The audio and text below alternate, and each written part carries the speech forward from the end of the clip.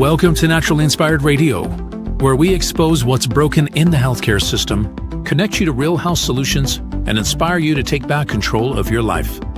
We want to help you feel empowered, informed, and free to live naturally without fear, confusion, or dependency. Download our latest book on real solutions for health at naturallyinspiredradio.com.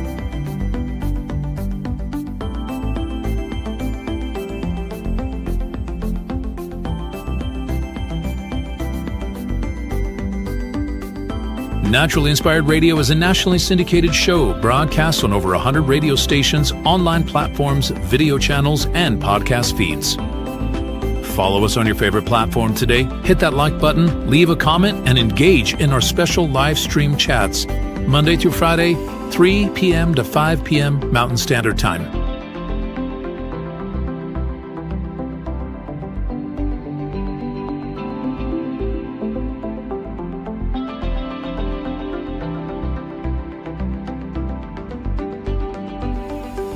Visit naturallyinspiredradio.com to learn more, register for our weekly giveaway, and explore past episodes. You can also connect directly with Tammy, follow her on all major social media platforms, and discover more about our featured guests and trusted radio partners.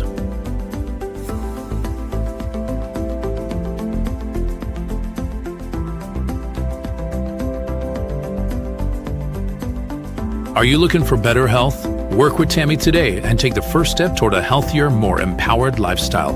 Schedule your complimentary 30-minute lifestyle assessment to explore personalized guidance on nutrition, movement, toxin-free living, and natural beauty without pharma. Get started now and discover Tammy's preferred health products at naturallyinspiredstore.com or text Tammy directly 720-303-8868.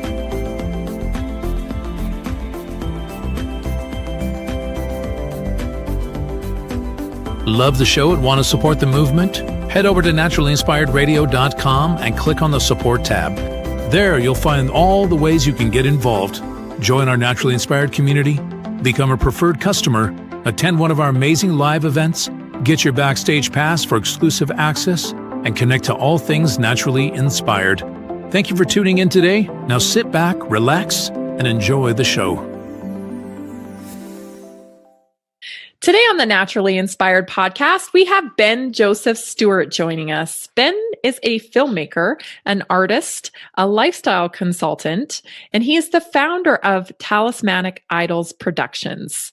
Ben is the creator of Esoteric Agenda, Kymatica, Ungrip, Psychedelica, Limitless, and Waking Infinity News. A ton of just really great content that Ben puts out there. So I hope you enjoy this episode of Naturally Inspired Podcast with Ben Joseph Stewart. Thank you, Ben, so much for being on the Naturally Inspired Podcast today. I am so excited to talk to you because Esoteric Agenda was a pivotal point in my life. When I finally watched it, I had experienced, just some distrust with the allopathic medical model. And so it's interesting how it takes like one thing for you to kind of start questioning things, and then it just kind of snowballs. So it's really an honor to talk to you today because I can remember back to when I watched that and just the impact it had on me. And it provided so many answers and feelings of, of just like connecting to your material, because I felt like, okay, I wasn't crazy thinking some of this stuff, right? I'm not alone here. So that was really wonderful. So thank you so much for Esoteric Agenda. Yeah, well, thank you for that. I appreciate it. It's an honor to be here on your program. And I definitely know what you mean, that questioning snowball. It's great and it's scary. It's I liken it to psychedelics sometimes. Like, you can't say they're good or bad. They're just powerful.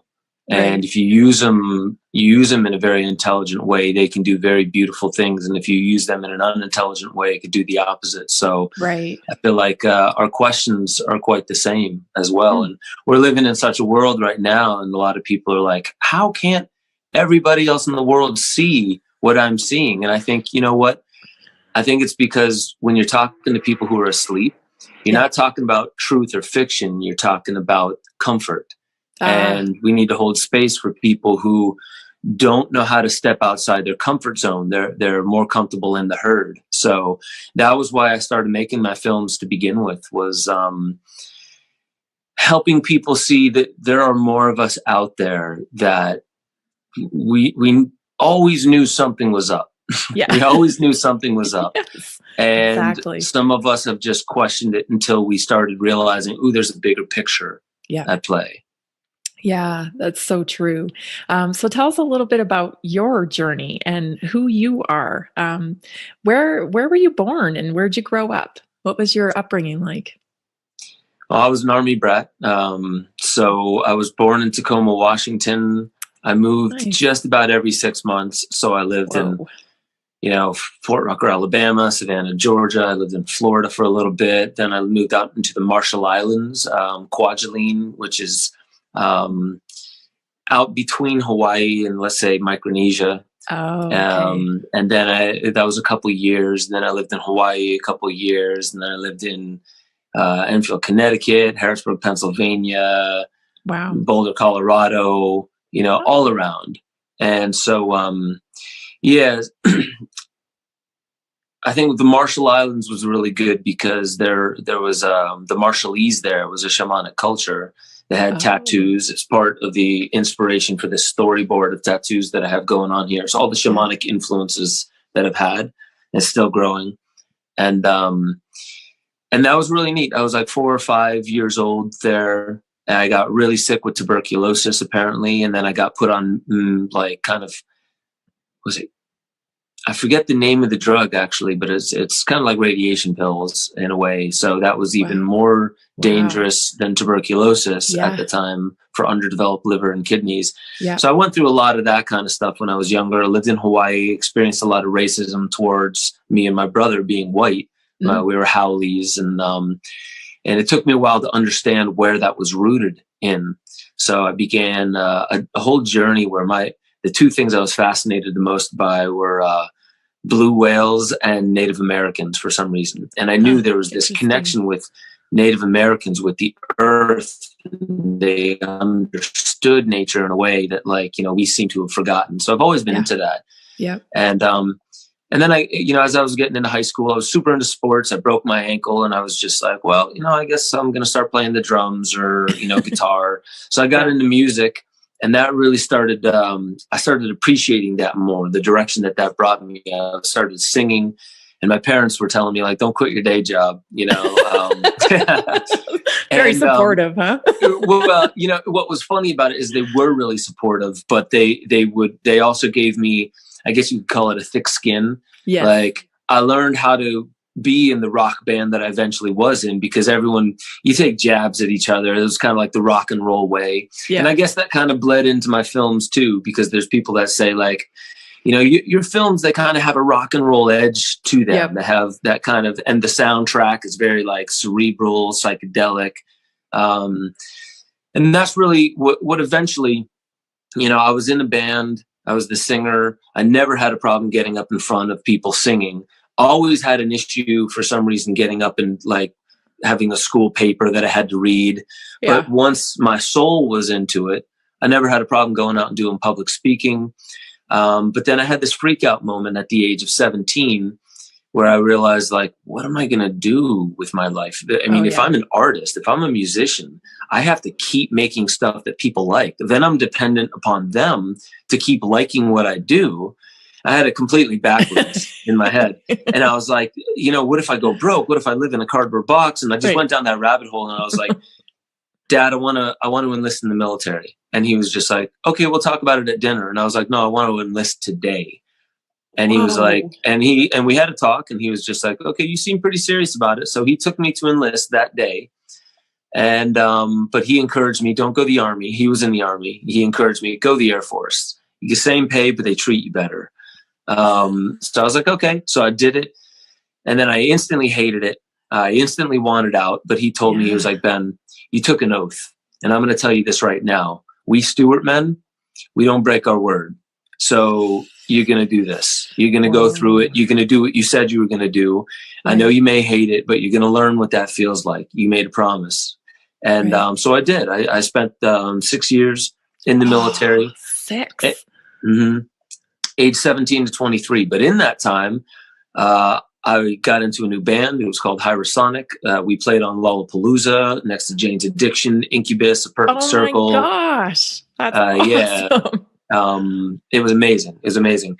And so we just went off. I was really just a musician from there. But once I got out of the military, that was when I started realizing I could talk about what the military taught me about what was I doing in the military. There were certain things I realized they weren't telling me the truth.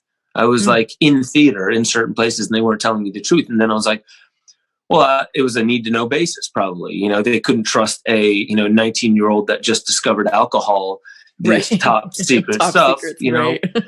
So then I just started realizing like I want to know more about my place in this world and what I'm here to do. So I began singing about these thoughts, and then people were like, well, what is your message about? We know you're getting kind of political, kind of religious, kind of philosophical. Like, can you tell us what your message is? And instead of just writing back in text, I decided, I'll make you a film. And so I started working on a film that was supposed to be about the band. And it was supposed to be about 15 minutes long too. And it turned into a 2-hour documentary that had nothing to do with the band, and it was Esoteric Agenda. Wow. It took on a life of its own. I wasn't researching for 10 years beforehand. I started researching once I realized I needed to make a film. And that's what blows a lot of people's minds. And it was just kind of guided research. One thing led to another. Never heard of maritime admiralty law, but I found it out. Yep. It became perfect talking about that. Agenda 21 was another thing. It was brand new. Yes. Now people are just discovering that today. I know. And they're even starting to call it Agenda 2030. Yep. It went to Agenda 2020, then Agenda 2030, and its nickname is Sustainable Development. Oh, okay. Which I sounds hadn't heard great. that one. Yeah. That sounds wonderful. But this is where we own nothing and we'll be happy. We'll own absolutely nothing, no property, but we will be happy. I think that's a quote from Klaus. Yeah. And, there's, without getting grim, I think it was either Aldous Huxley or it was I think it was Aldous Huxley who said, there will come a time where there will be a pharmaceutical revolution where people will be so drugged and filled with TV and entertainment that they will come to quite enjoy their servitude. Wow. And that always stuck with me. And Michael Tsarian, he's another great researcher. Yep. He's even said that where, if you try and oppress people, they'll revolt if they know they're being oppressed. Right. But if they don't realize they're being oppressed, or if they only realize it in a subtle way, but the illusion and the servitude feels safer.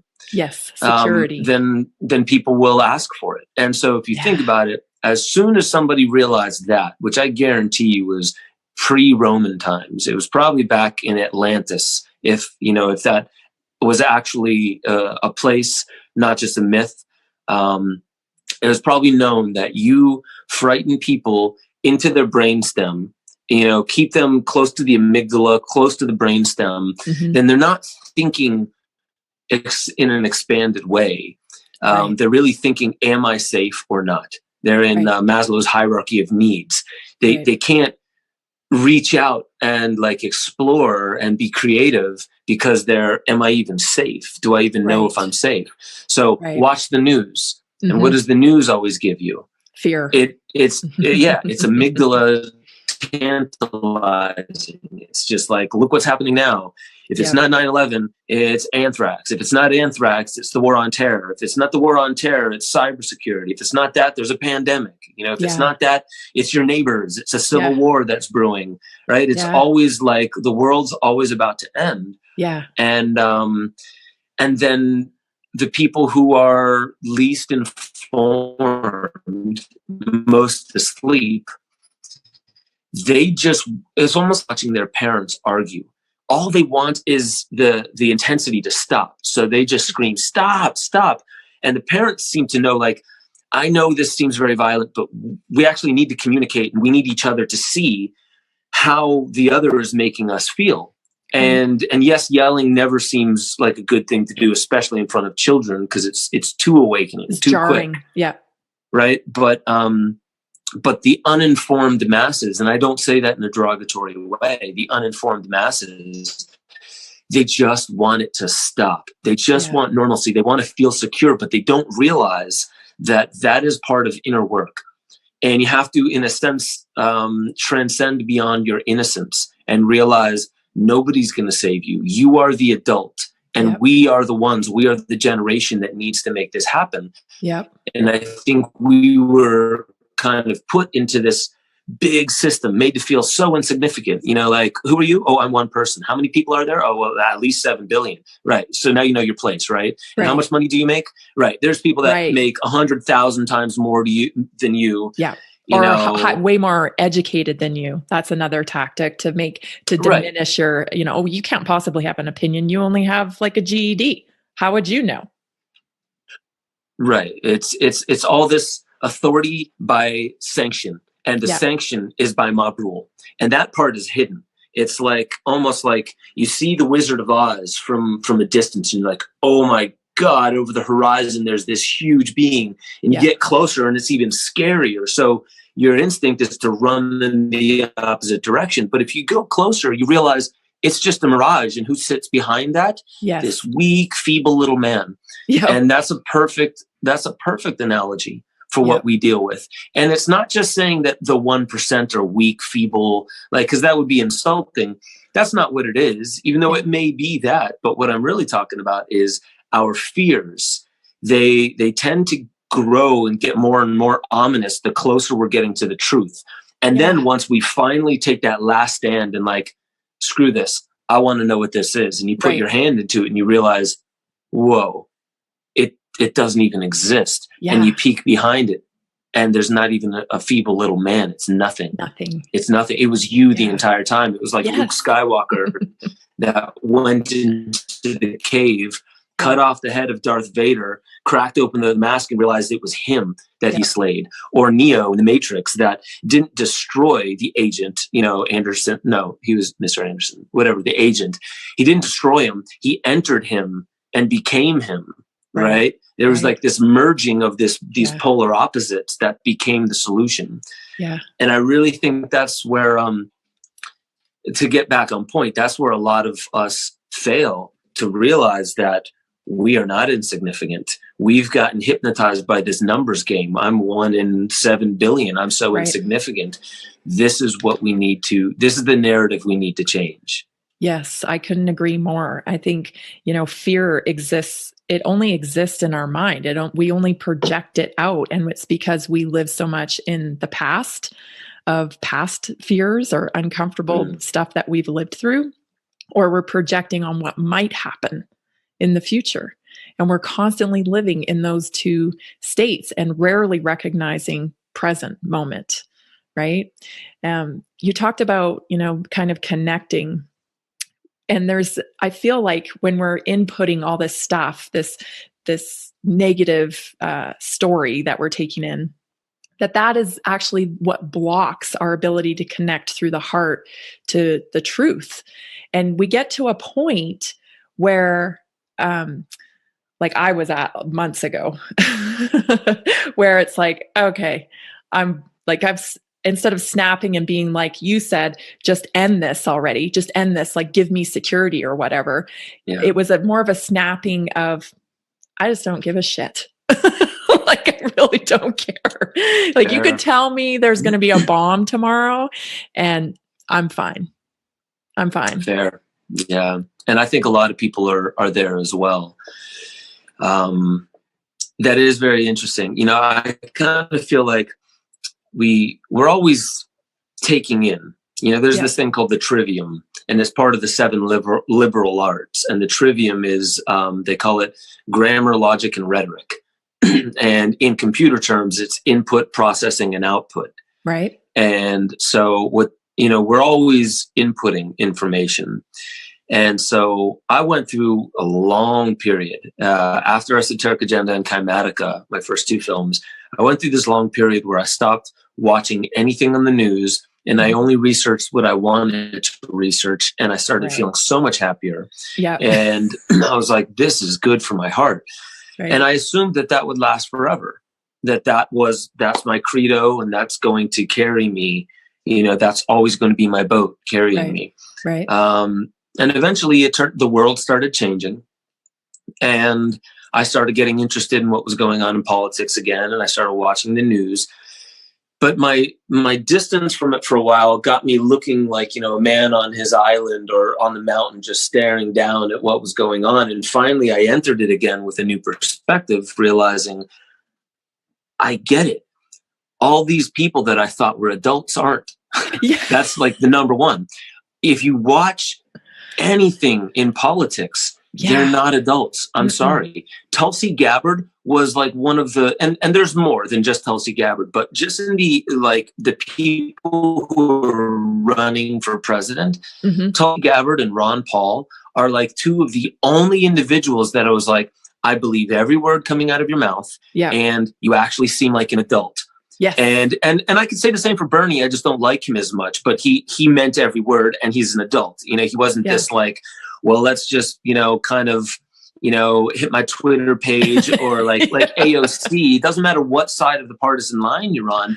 It feels like it's almost like the movie Idiocracy. If you got the followers, bam, you got the bucks. Well, where are we when one of the first things reported after January 6th, when Mike Pence did not do what, you know, people thought he was going to do and not certify the vote? One of the first headlines I read was Vice President Pence unfriends President Trump on Twitter. I was like, oh, this is embarrassing at this point. Wow. Like, this is really embarrassing. Now we're judging things by how many followers we have. And like that, like, I just sometimes, I agree with you. It's like being in high school or even middle school with some unfortunately, of this behavior. Yeah, unfortunately, it still is, and you probably see this as well. It's more intelligent than that. It takes on the persona of this, what are we in high school? Yeah. But the intelligence that's driving it is not that. It knows that you use younger, less informed, less wise voter bases. You bring them, and AI does this. Let's be honest. All your social media, they have algorithms that knows how long you stay on a certain image before you keep scrolling, or how, you know, what you think on a post. And it documents literally not just the content, but the context of what you're saying, how disgusted you seem to be, how angry or furious you seem to be. And so with that, it really seems that these algorithms, what they're doing is they're pandering to, okay, if you're an introvert, let's send you kind of conspiracy style stuff. So you fear the machine and you step back from it. We don't want you voting if you distrust. If you do trust, that means you either trust the left hand or the right hand, and we want you voting. It doesn't matter what, if you vote left, if you vote right, we still got you. Right. You're in the you know, this guy or it still has you. And so the algorithms have figured this out. If you're an extrovert, drive them to vote. Make it popular. Make it seem sexy. Make it seem cool. Make it hip again. Right? And whatever you got to do to push that. Is it populism? No, back to the swamp. Well, populism, you know, do we need a third party? And a lot of the times, like, it's really what it is we're waiting for the machine to give us the solution that the machine seems to be creating. Right. So we're waiting for the machine that created the problem to give us the solution to it. Yeah. And most of us can't see the conflict and interest. We don't even know what conflict and interest really means. We're just like, but solution sounds good. I feel scared about this, and you're saying this, and yes, go ahead and give me that. Yeah. So, I mean, so I guess going back to your original statement about like taking in information, it can block you from the heart for sure. And I think that many wisdom traditions, they say, take in a little bit of information and meditate a lot. Read a little bit meditate a lot.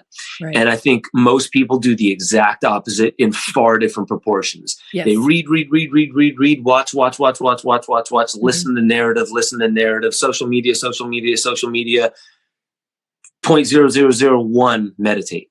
Yeah. And I think this is why most of us don't even understand that the heart has intelligence. Like, that's actually now a thing that Just you have to have up. places like Heart Math Institute to be like, guys, not only is it intelligent, it's the strongest electromagnetic field generator up to 6 feet outside the body. It mingles with people up to 6 feet outside the body. Now take a look at the social distancing measures that we're under, 6 feet social distance. Yep. And there's more neurons traveling from the heart to the brain than in the opposite direction. Meaning the heart doesn't need to know what the brain's saying all that much, but the brain needs to know what the heart is saying. So there's very interesting correlations here that, your gut also has neurons. And I think the brain is the whole thing outside of the spine. It's all the peripheral organs and glands, outside of the spine. And I bet you the same thing goes for our fat cells, our muscle cells, all those things. There's a form of intelligence in there. Right. So I kind of feel as a system, and that's in allopathic medicine. We don't ever address that either. We never address our body as a whole system. I mean, I think they give it lip service now, fairly recently, that there's this connection to our mind and body. But I feel like it's still just lip service. It doesn't really get to the point of this is an entire system. And like you mentioned, the connection to the gut, to the brain, to the heart. And I think one thing we've diminished so much is some of these old sayings that I always still say that my Nana used to say, like, oh, they died of a broken heart. Like literally these, couples that have spent their entire life together and then die 1 or 2 days apart or 5 days apart, or, sometimes it takes a few more months, but there's a noticeable difference when that disconnect happens in the quality of life for the person left. But we just throw all those sayings out like our ancestors didn't say that for a reason, right? We did a cleansing.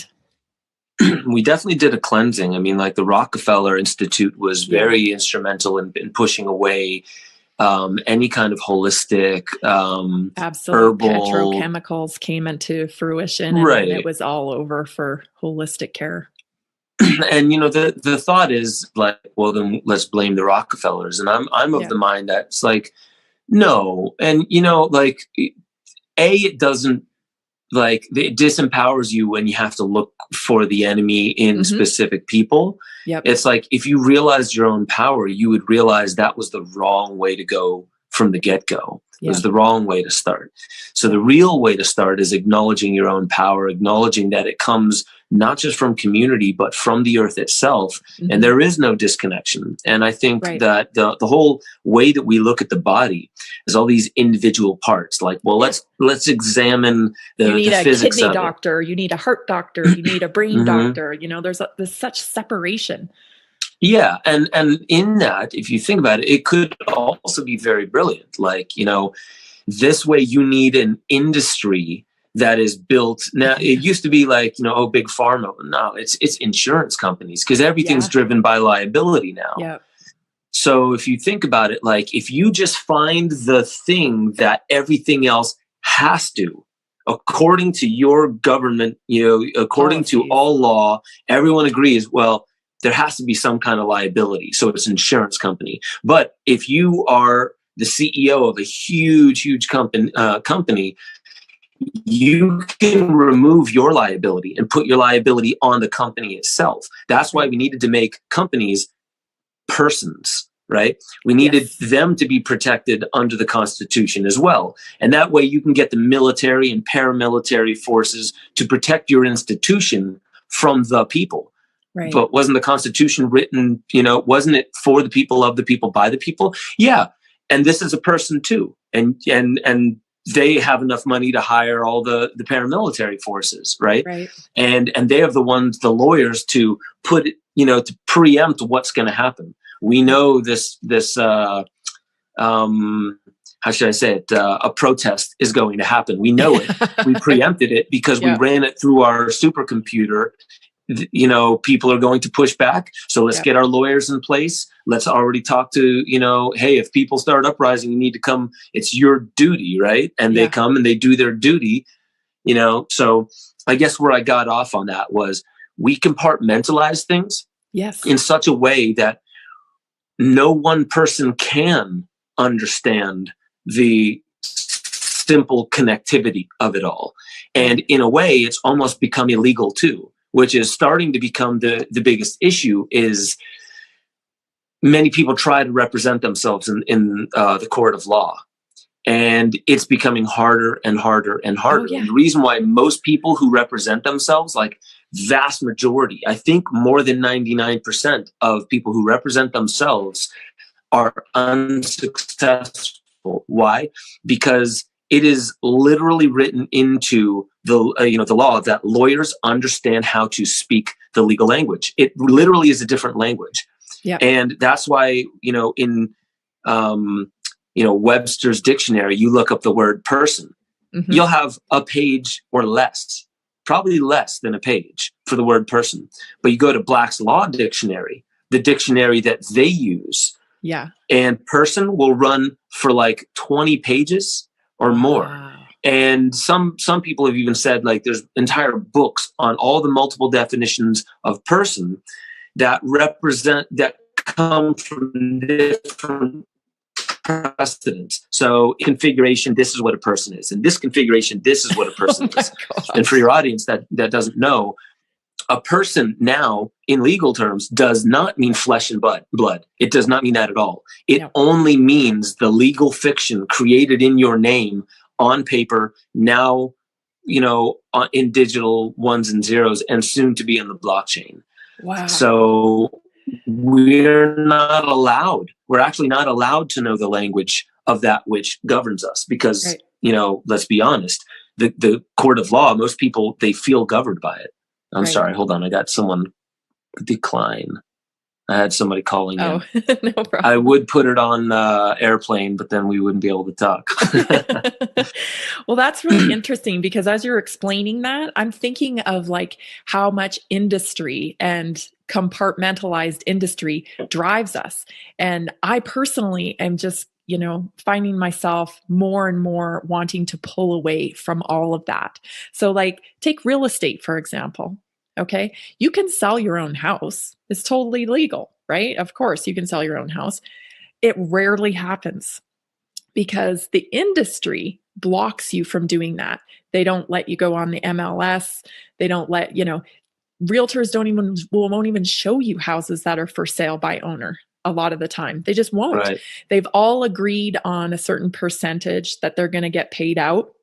Now they say they haven't, right? Legally, they're like, oh, well, we can't do that. But they all charge 6% in this state. Like, is that coincidence? That's not coincidence, right? So what they do is the industry, and the interesting caveat to that is that it's all people participating in it.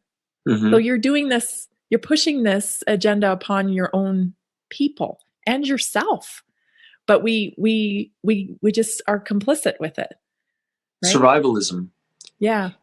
We've been given a framework, and I think this is actually, I'm glad we're going here because I actually think it doesn't matter if we look at it as corrupt, because the deepest layer of reality shows us that it's perfect, and I'll get to that in a second. But like, we're born into a system that it's tribal in a sense. So real estate people, they're kind of tribal, and they're totally. Like, well, like this is what I get into, and these are my people. These are the ones I understand. Yep. And we're going to protect how are we going to survive if we don't charge? So they have logic that if you were to hear them out, you'd be like, "Oh, I get it." Yeah. And then but then if they were to fully hear out, if there was a singular voice from all the people who that's disadvantaging, if there was a singular voice that they could hear out, they would probably be like, yeah, you're right too. Right. Well, how about we do this? But then that solution disadvantages somebody else. And you're like, no, we can't do that because then and then eventually which never happens, if everyone were to be fully heard, like there's a round table of every tribe, and there's an elder from every tribe, and everyone gets heard, you'd probably have everyone being like, so everyone's screwed? Is there anyone that's not screwed? Right? Okay, we're good now. We're all screwed. Then it's the system. Then it's the framework that we are operating under that needs. So that literally means like, oh, so we've been playing Monopoly when we really should have been playing Chutes and Ladders. Okay. All right. So let's start playing Chutes and Ladders. How dare you? Are you a communist? And then you start realizing who you're attacking, you know, but in a sense, the ones who attack you are not the ones pushing the fear. They're the ones who have been taught to self-police. Right. And that's what we are doing in this country right now. Yes. Who's pushing the vaccines the most? The people the mainstream around media us. anchors and the people around you being like, you know, how dare you? Don't you know my grandmother died and blah, blah, blah. Selfish. And it's just like, I'm sorry for your grandma. Yeah. But do you understand that forcing a needle into somebody without their consent is tantamount to rape? It's like, you know, no, it's not rape, blah, blah, blah. It's just like, wait, why can't we have a civilized conversation? Yes. Right. And so like, and on the other side, I can also see where they come from, feeling like, you know, these silly people who don't want to listen to science, even though we do. Yeah. You know, but from their side, they don't see that because they've been given a very specific narrative. And it's like, if they ever say they do listen to science, they're talking pseudoscience. So attack them. Right. You know, no, I am reading the articles. No, you're not. Yeah. You're reading Fox News or you're reading pseudoscience and like that stuff. That's Snopes never fact checked that. Right. So we get into all these tribal battles. Yeah. And so the very, very basis of it to me, regardless of whether there's uber wealthy elites, even extraterrestrials running the show behind the curtains, regardless of all of that, if you look at the fabric of reality, we are all one. All things, including this computer that I'm talking to, in order for you to have my likeness on the other side of this machine speaking to you so you can understand me. Like, everything, and I've had people say this, you know, it's just like, you know, F5G and F technology and blah, blah, blah, blah, blah. And I'm just like, all I'm hearing, if you take out the context of what you're talking about, all I hear is you griping and moaning and complaining and using curse words and hate and disgust and anger. And if you just look at your behavior, is that what you call grace? Is that what you call spirituality? Is that what you call beauty? Is that what you came here to share with the world? Right. I doubt it. I doubt it. So the underlying fabric of all reality shows that this is actually the perfect framework for us to awaken. First, we have to awaken and do what the Buddha says. First, you need right sight. You need to see things correctly. And then you need to open your mind in order to see things correctly, because your mind filters what you see, and then you remember what you saw differently because your mind and your beliefs. Right. So you need to suspend judgment, really be open, understand your own biases in order to just see things clearly. And then the Buddha says, once you have right sight, then you need to understand. You need right understanding. So you need to understand what you're seeing, because a child looking at something, you know, like a riot, doesn't understand it like an adult does. Right. So you need right sight, then right understanding. And only once you have both those two can you have right action. So now you think about it. Why do we have all these young people voting? Because they barely see the world correctly. They could not be held accountable for misunderstanding what they don't even see correctly. Right? They're looking at a blurry picture and one pixel of that blurry picture. Yeah. You know, they don't have the wisdom to see the perspective. So you can't even blame them. They haven't had enough time on this earth. The framework of the system is where the issue is. So we need an awakening to the fact that none of us see it correctly. Right. Therefore, none of us understand it correctly. Therefore, every one of our actions are based in something that is violating one another and the earth. We are in violation of every relationship. And this is why I wouldn't run. But if I were to run for president, or if there were some other system where I would have a real voice to get it out to people, Yeah. I would say every, and this is going to sound quite rudimentary to economists and people like that, but every supply chain for food and resources are still open, and they will go, and everyone will be supported by a new system. All things are redistributed, but it's not redistributed wealth. What this is we're going to keep those supply chains going while we heal. And that healing is going to look like, in America, we are going to spend 1 minute for every Native American that we can document that was murdered or killed. There were millions of indigenous on this land, and we're going to hold ceremony. If that takes years, then we have several years of ceremony, and we're going to honor everybody that was squashed by this form of colonization that we are all psychologically colonized by. And then we're going to do it everywhere around the world. Mind you, all the supply chains of everything people need are still going on, but we're not focusing on, well, where's mine? Is this fair? Is that not fair? You're not in is what I'm getting fair. None of us are being fair. Right. Daddy and mommy. Now it's Mother Earth needs to chime in.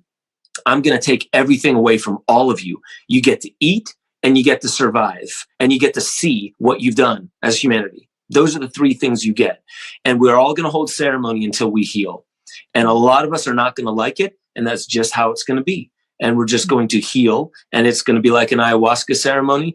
And you are going to have to come to wake up to the harm and the violations that we've not only given our brothers and sisters, but this planet, species that we're eradicating at an astronomical rates, so we can eat hamburgers, so we can clear the rainforest, so we can have more farmland, so we can burn more of the Amazon under the guise of climate change and say, look, now we need the Great Reset.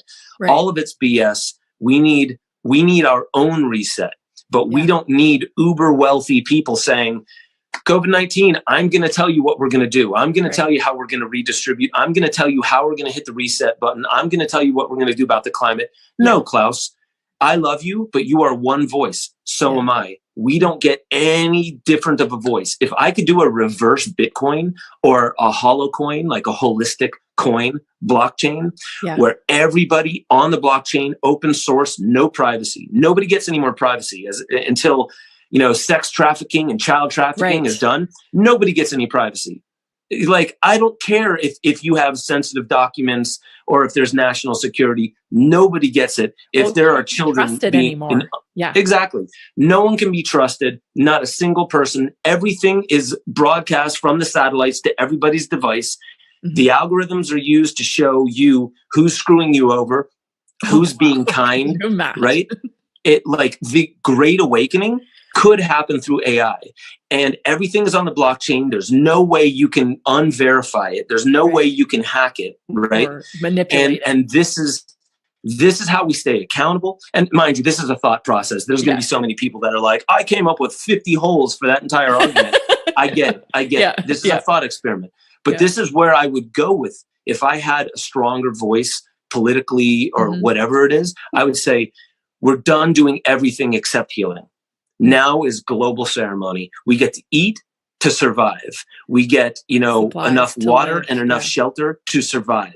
We get guidance and support as we go through our rapture, our awakening process, because it's not pretty. And we are going to account and make amends for every horror that we have caused upon this earth. Yeah. And then we'll get to talking about who deserves what, but only afterwards. Right. And if you've ever seen anybody come out of an ayahuasca experience, they're so humbled. All they want is to share love. That's all they want to do, is they want to go say, I'm sorry for the things I've done wrong. And I want to show you how much I love you, how much I care for you. They kiss the earth. They roll around in it. They love it so much because they realize, I'm just happy to be alive. I have a glimpse of this thing called life. Right.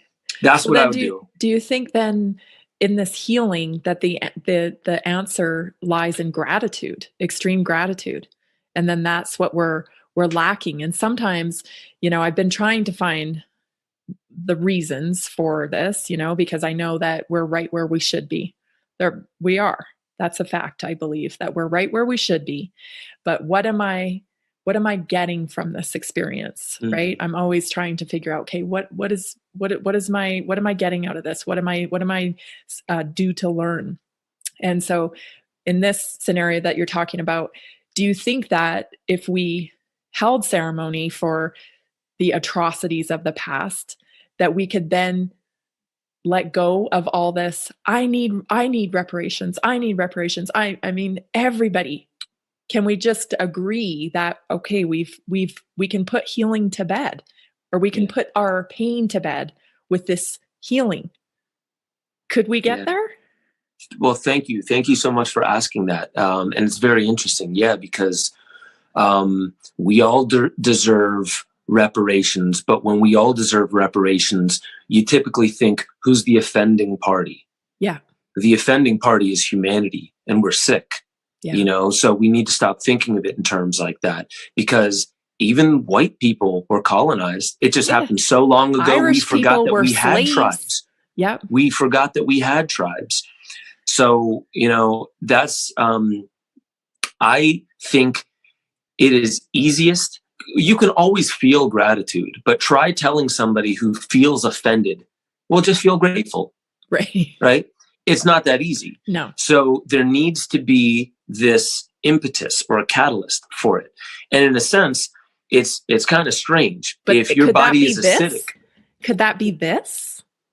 It could be. Well, and that's why I say this. If your body is acidic, why is one of the most alkalizing things you could do is to drop acidic lemon juice into water and drink it? Because the response in the body is to push back and overcompensate. So you become more alkaline. Right. And, the same thing kind of goes for if you need to relax your body more, the best thing to do, yoga does this. A lot of movement modalities do this. And even some psychotherapists do this. Tense your entire body up and then let go. Right. So you do the opposite first and then you let go. That's the point of ceremony.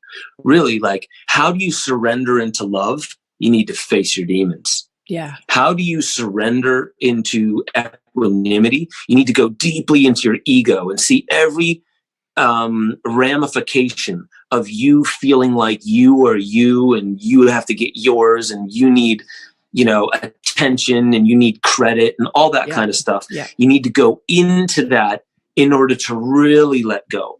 And so how do we get to the point where all of us feel gratitude? First, you need to be humbled. And anyone who's done any kind of plant medicine or who has really, really been humbled by their grandma or, by a friend or something like that who just called you out so perfectly, that's like, oh my God, you're right. Yeah. You're so right. I'm so sorry.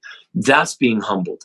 And most of us, is that the attitude you see in the protests? No. No. Is that the attitude you see out of politicians? No. No. Is that the attitude you see out of any news anchor? No. None of them seem humble. No. And I'm sorry to say it, most people, and we're all becoming influencers now, and I struggle with this as a personality as well, is to hold that space of humility while talking about a deep, dark issue. Let's point out the Great Reset and the Fourth Industrial Revolution and how COVID-19 is being used as an impetus for a surveillance, track and trace prison planet run from satellites in outer space. Let's just call it what it is. It's what it is. Nailed it. Okay. I could be wrong, but prove me wrong. And so in that, it's hard for me to, was I humbled when I said prove me wrong? Right. Not so much. So you see where the difficulty is. Yeah.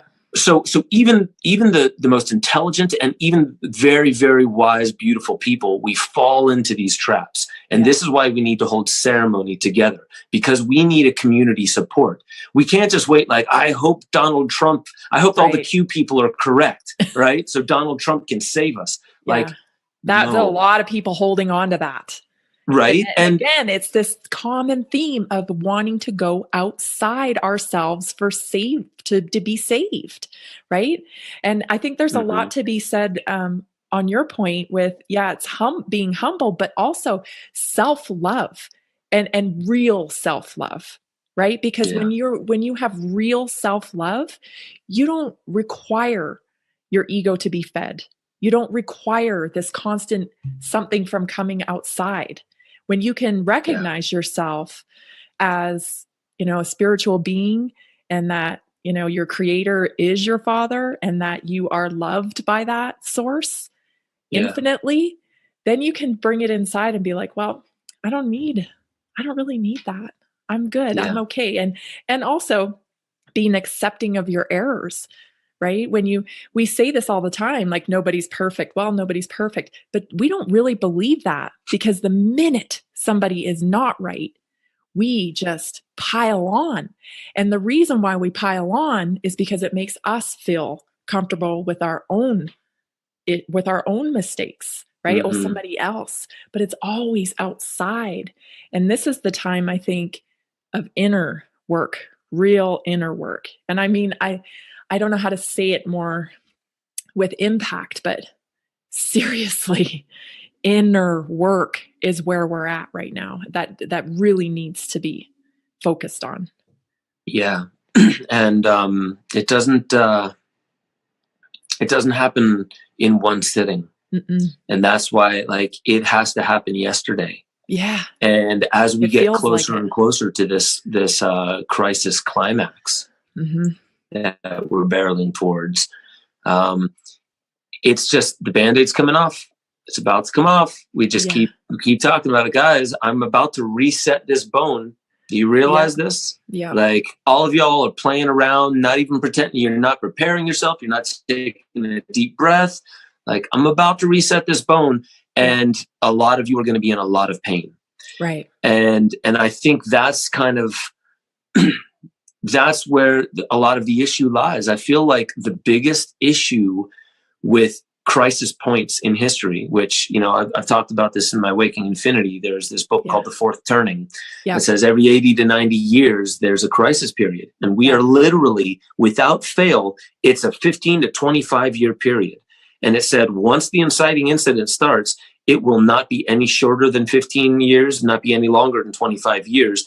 And they wrote this back in 97. And they were like, somewhere around 2005, it's going to spark. Well, it happened to be 2008 with the housing bubble. Yep. So they're like, okay, somewhere around 2028, it's going to end. But around 2020, it's going to start peaking. Boy, were they right in 1997 when they wrote this book. Right. And they were saying a lot of the times it ends in war. And if it ends in war, it's very likely to keep rolling with its momentum into total war, because they weren't even saying like, well, what are the Chinese doing? What are the No, they were just like, I'm just looking at the cycles of history. It keeps going. Right. It's almost like a fight. You ever seen somebody get knocked to the ground and then they just keep pummeling the person? Yes. That's horrible. Almost right. But that's almost like what they're saying happens. Like, you're not just beaten. It's not just like, okay, you won, I guess we'll go back home or not. No, it's like no, we're going to show you the point we came here to show you. We're taking everything. We're taking all your land. We're taking your government. We're taking your morale. We're taking, your children, all that kind of stuff. Mm-hmm. And we're using the most powerful weapons we have at our disposal. And it sounds super scary, but really what we're talking about is the reset is coming. And it's not like the World Economic Forum Great Reset is coming. This is a mythical cycle in human history that is upon us. Yes. And I get excited, strangely. It's because like we need a reset, but we need the awakening that comes after it. And what seems to have happened in past history is we keep thinking we're moving into a more intelligent, more equitable, intelligent governance system. Right. And the whole thing is moving towards global governance, a one world government. Yep. And everyone hears that term. And one world religion. Right. Well, and the one world religion. Thinking. Right. Exactly. It's religion is an aspect of consciousness. So is science. It's an aspect of consciousness. And we've been conditioned to believe that religion is out there. And you have to go to a church. You have to read a Bible. It's all these external things. Right. And science, it's out there. Where are the scientists, the institutions? Well, we're talking science. No, you're talking what the pursuit of science has done to you and how that turned into a book. Right. That's what you're talking about. You're talking about data. Yeah. You're not talking about science. Science is the pursuit of knowledge. It's to know. The literal word means to know. Yeah. And religion is religare. It means to bind together, to hold together, to fuse two things, like yoga, union between you and God, or you and universe. So these are aspects of consciousness. Mm-hmm. And we've externalized it in many ways. So back to the point, this whole one world government, there's no problem with one world government if we were all living in love. Right. You can give me communism.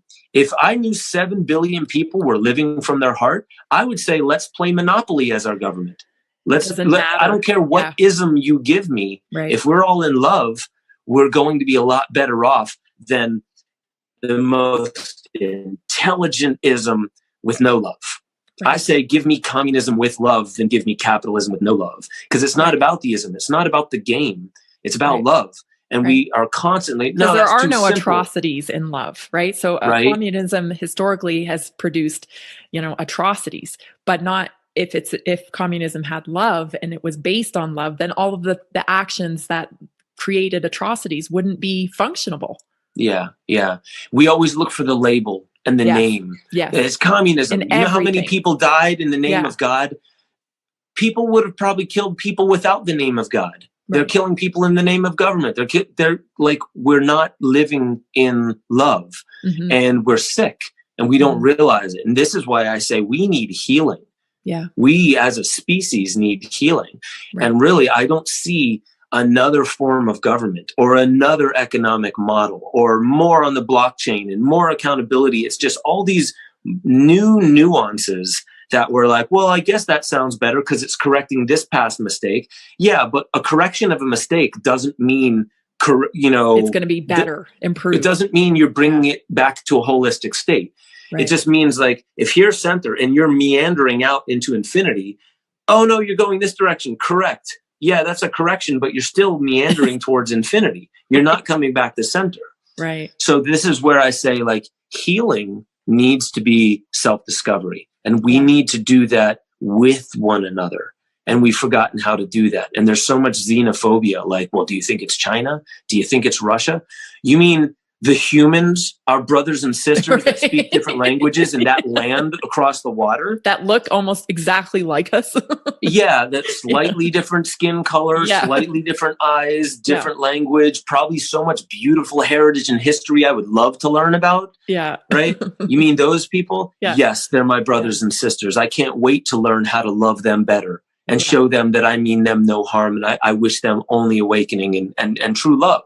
Mm-hmm. And this is so wishy-washy. It's so new agey to talk about love and healing. And that's another part of the trap. Yeah. Make the solution sound nuts. Or sound like, oh, you're such a juvenile. You don't know how utopia. Socioeconomics really works. Like, I don't need to know how your stupid game works. It's done nothing but harm and violation on this planet. Right. And Mother Earth is paying the price. And now we're saying, well, who do we ask to help correct this climate? Whatever's going on with the climate, I'm not going to name it. Yeah. Even I think a lot of it's geoengineering, but like whatever's going on with the climate, who do we ask to save us? Well, it seems like we're just asking the people who created the problems in the first place. Yeah, it's like, who caused, if you listen to the narrative, who caused the problem? The people did. No, I think the corporations and the major industries did. We're not pumping out all the toxins. I don't know a single person that I'm associated with that goes down and burns down the Amazon or clear cuts fields. And I don't even know anyone that litters anymore. I don't know anyone. Right? Exactly. You're like appalled if someone litters near you. Exactly. And so who's going to pay the real price? Who really benefits for all the Kyoto protocols back in Brazil in 91 when we're like, we're destroying the planet. What do we do? Agenda 21. What does that mean? We'll make humans not be allowed to touch nature anymore. We'll pack them into smart cities and we'll trace and track every move. That sounds like a great thing to do. Oh, but by the way, this completely fills our bank accounts because we can control every aspect of their entire lives.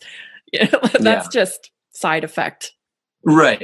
And it's funny that, like we've even gotten kind of like facetious and sarcastic, but like, this is what happens for the audience. This is what happens when you've been reading about this, you've been speaking about this, Mm-hmm. and there's so many people who it's uncomfortable for them to hear it. Yeah. So they attack you for these Yes. ideas. Yes. And unfortunately, the sarcasm comes out where it's just like, no, exactly. why doesn't anyone see that this is happening? Yeah. And we can say it in love. Yeah. We don't have to be these angry people screaming No. into a megaphone or pointing out, we need to burn all the pedophiles. And like, no, we don't need to burn human beings. The worst punishment you can give to evil people is love. The worst punishment for them is love. Yeah. And it's also the best healing. You can give anything. Like, I don't care what somebody else in some elite family has done. Why do you use that as an excuse for you to feel hate in your heart? Mm-hmm. That's the biggest trick that we've been played, is like, right. If you don't feel hate for pedophiles, then that means you agree with pedophilia. No, it does not. Yeah. I'm allowed to feel love for anybody, but love doesn't mean I agree. Love doesn't mean you can do whatever you want. I'm soft and goopy because I love and go ahead and do whatever you're doing. I'm going to turn the other cheek. No. Love will not stand for harm. Love will not stand for violation. What we're dealing with is fear parading around as toxic masculinity and courage. So it's fear parading around as courage, parading around as patriotism, and that's where we say, that's where all this intellectual hubris comes from, where we self-police each other. And if somebody says I don't know if I agree with the vaccines. Oh yeah, you probably read this and blah, blah, blah. And we get into this attacking mode to make them feel stupid for having diversity in ideas. Yeah. So we're all talking about, we're so racist. We're such a racist species, but I hate you if you think any differently than me. It's like color. We need to accept each other's color. But if you think any differently than me, it's just no, we're all different. Let's celebrate our differences, right? Including the mind, including our beliefs. And let's realize that people who think differently can help our checks and balances, so we're not living in an echo chamber. Because when we live, then we have nothing. I built up my social media with nothing but yes men. That way all my beliefs reach extreme narratives, and nobody's telling me, dude, I think you need to chill out a little bit because you're inciting a civil war maybe. And nobody says that because they're all in their own echo chamber being like, yeah. But social media is designed for that that is its exact model, because the whole intent of social media is to capture your time. So when you are engaged in one article after another that validates your bias, you continue to stay on there. And then we also have this thing that's happened in our culture where it's not permittable to oppose anybody's opinion. It's actually now rude. You're just rude. If you, if you question someone, why do you think that way? Or, it's this immediate pullback, and I don't want to talk to you. I'm not going to argue with you. Well, I'm not inciting an argument. I just want to try to understand why you're thinking that way. So I can then bounce that off why I'm thinking the way I am, and then come to some kind of understanding, a better understanding. But that's not even workable in the model that we have right now. We're highly emotional and triggered. And if you think about that, that means we are traumatized, and our trauma is being poked, and it's being poked. You can say it like we're being played, because in a way we're kind of being played, but we're also, who's playing the player? It's God, the universe, which is us. Right. So in a sense, we are mirroring back to ourselves. This is how we heal. And so social media, I don't care who built it. It can be whatever it wants to be. And that's not because, women can be whatever they want, kids can be whatever they want, and so can the internet. No, anything can be anything. This is a very dynamic universe that we live in. I think it's far more holographic than we give it credit for. Yeah. And the reason I say that is because, social media, with TensorFlow, it's an open source AI that allows for people to generate, I think it's TensorFlow that it has two mechanisms to it. One is a machine that generates fake news, and the other one is a discriminator to see if it can discriminate between the fake news and the human generated news, or news that comes from the humans. Huh. And so it's a way for it to get closer and closer to what would a human say? How would a human correct its argument? And this is kind of how it's all working. And what this guy, I think is, oh man, I wish I could remember, Aral Sarat. He did a great TED talk where he was talking about fake news when they did a huge study on it back in 2012, I think, like way before this was even a popular term that was being thrown out there. Yeah. He noticed that fake news was retweeted far more than real news, sometimes by orders of magnitude. And what was shared the most was any kind of fake news, specifically political news, that caused disgust and hate and anger. Interesting. So if you can tickle those centers of the brain, you know you can make people act. If you can get them into disgust, you know you can make them act. If you get them to hate something, you know you can get them to act. But I think that's because we haven't reached its potential yet. And social media's potential, so I know I can make somebody act if I can get them to hate and absolutely be disgusted about something.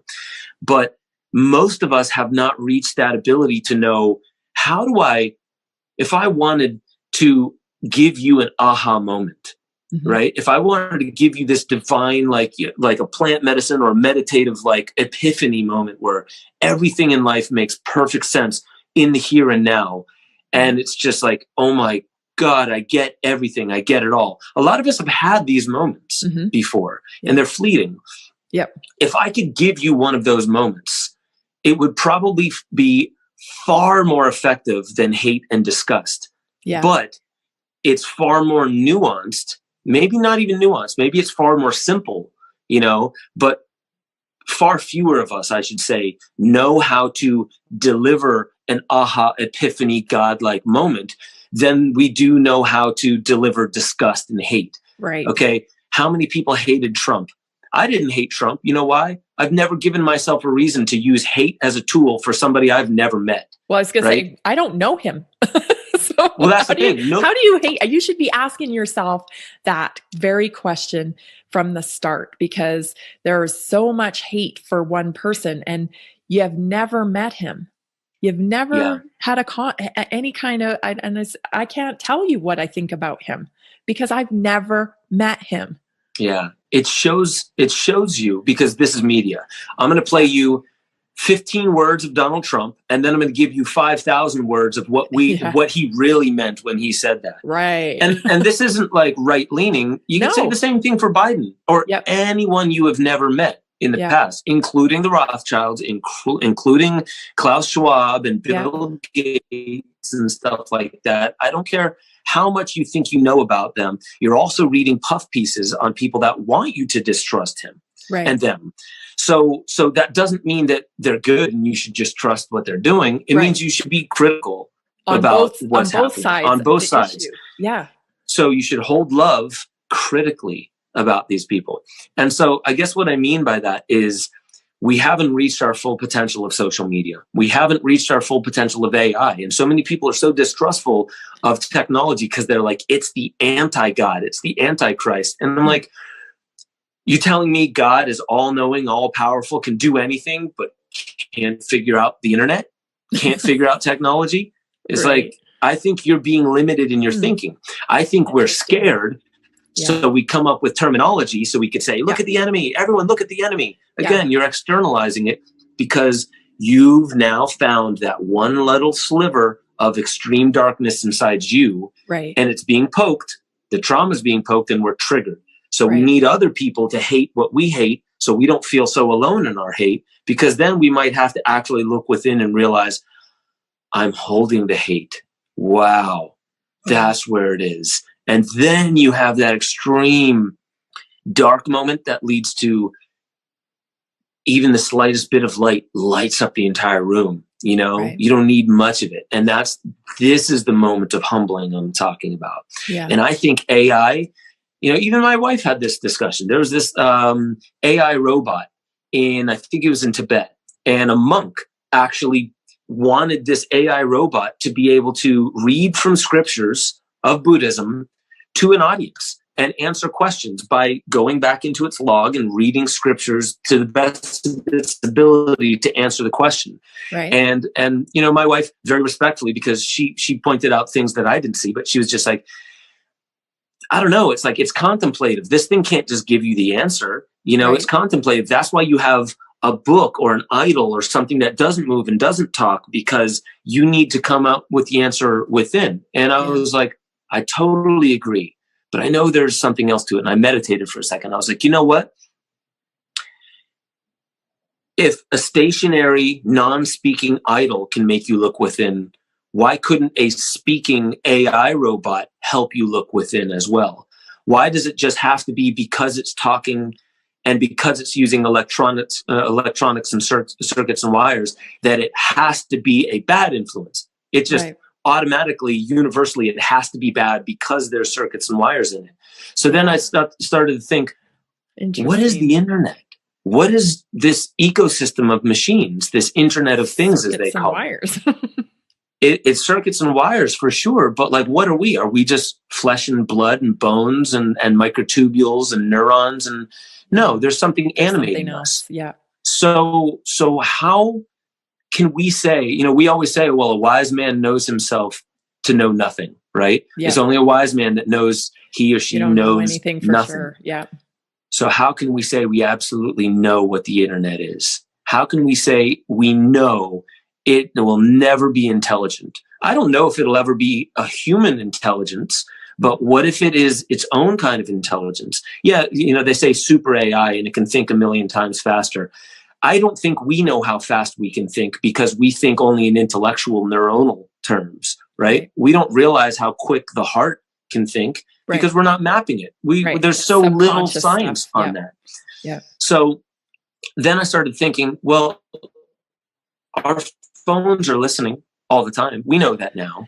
All of our devices are listening. And we think, well, it's people listening. It's data aggregators listening. But is it? It's not. It's algorithms listening. What does that mean? Yeah. What it means is the machine was built to think. And if humans died now, the machines would probably just sit here.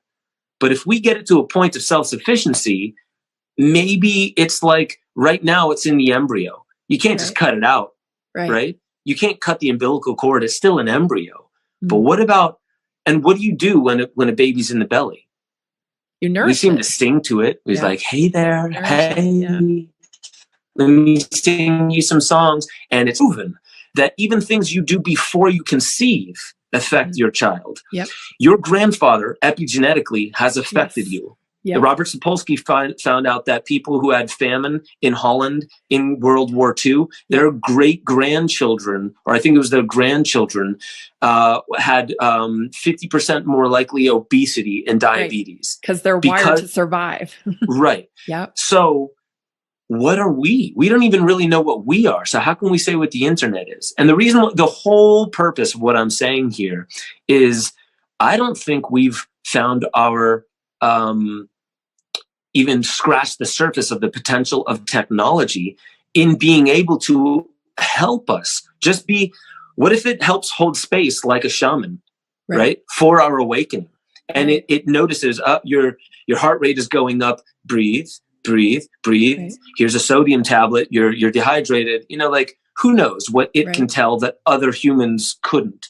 Right. And again, it's a thought experiment. Why do you think there's like a visceral, as you're describing this, I'm open to what you're saying, but there's also a visceral, like, no, I don't want this neural link in my body. Like, I'm like, why am I thinking this is so bad? Yeah. Like, I feel like you said Neuralink. You said Neuralink. And here's the distinction that I'm glad you mentioned it, because if I don't mention it, your audience is definitely going to be like, is this guy a plant? Is he trying to make us, just adopt 5G? No, I have so many problems with 5G. I have so many problems with technology in the state that it is. But what I'm saying is we take a look at the here and now so much that we don't see what's developing and what's coming. And I'm actually making a film about this. Like, there are drone chassis, like the chassis for a flying drone, where it was built not by a human. It was just an AI, it was an algorithm where a human said, I'll give you two parameters. You need to be lightweight and efficient. You need to be able to fly, lightweight and efficient. The AI used those parameters and came up with the drone chassis that looks exactly like the pelvis of a flying squirrel. Okay, I saw that. Yeah, it was on TED Talks. Yep. And it's because it learns from evolutionary history and anatomy. So if you think about that, we're looking at the present state of technology as circuits, wires, electronics, 5G, microwave radiation, things that are not conducive for us. Right. So it's hard for us to see past that impediment because we need that to stop now. Yeah. And but here's what I'm saying. I'm not saying AI is intelligent. I'm not saying that technology is going to help us awaken. I'm just saying if we have this enemy that we refuse to ever, ever, ever be our friend or our ally, if we always keep it with this huge distrust, we may never see its potential and we may destroy ourselves because we're trying to battle the symptom, not the cause. So here's what I mean. Can AI, because there's another TED Talks where a woman is saying, in the first industrial revolution was cyanobacteria. Millions or billions of years ago, it learned how to build from its environment into the shape of things, no waste. Now, if you look into a parts catalog for, workers, welders, machine, manufacturers, engineers, it's cutting and grinding tools. So she said, for the most part, we see like 4% product, 96% waste. Whoa. Right? So that doesn't seem right. Like what happens when a log decomposes? It turns into the fungi. What happens when, that gets uptaken into the vole? Right. What happens then? Then a great gray owl comes and eats it, right? Yeah. And then the owl dies, it turns back into the soil, and then the whole process starts again. Mm-hmm. So could AI never get there? Mm-hmm. And here's what I'm saying. Like, we don't even know where the primacy of consciousness comes from. We have all these people saying, well, it starts in the neurons. No, it starts in the microtubules. No, it starts in the quantum state. No. We don't know. What if there is no beginning? It's just this like undulating pattern that feeds into itself. And when we look at one aspect of the wheel, we say, that's where it all started, right? So here's what I'm saying. And it's just a thought experiment.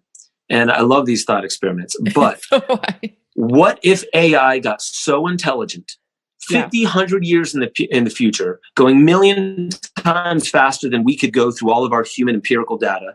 It goes over it and it figures out, wow, we don't need to build new technology out of metal and circuits and wires. We could actually replicate biology. We could do it exactly like biology.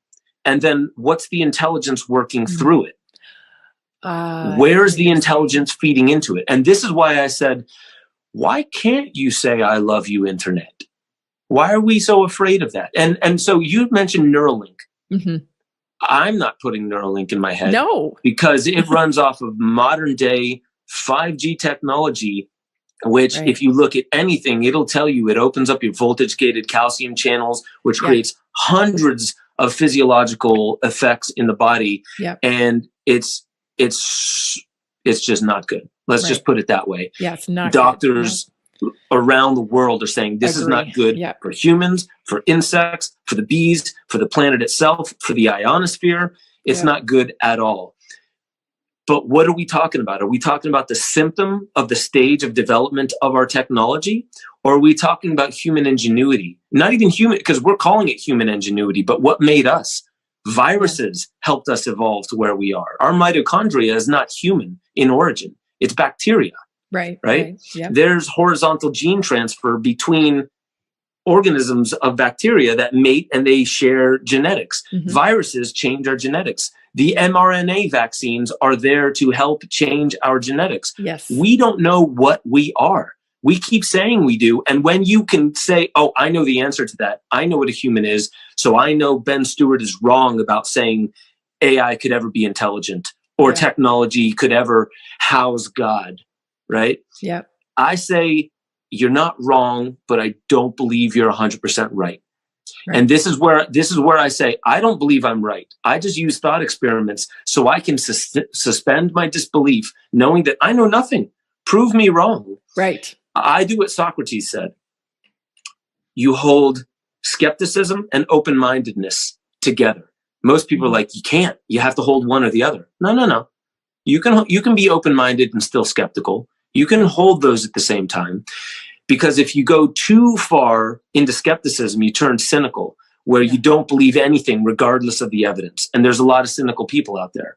And then if you go too far on the gullible side, or on the open-minded side, you turn into gullibility, where you believe anything regardless of the evidence. Right.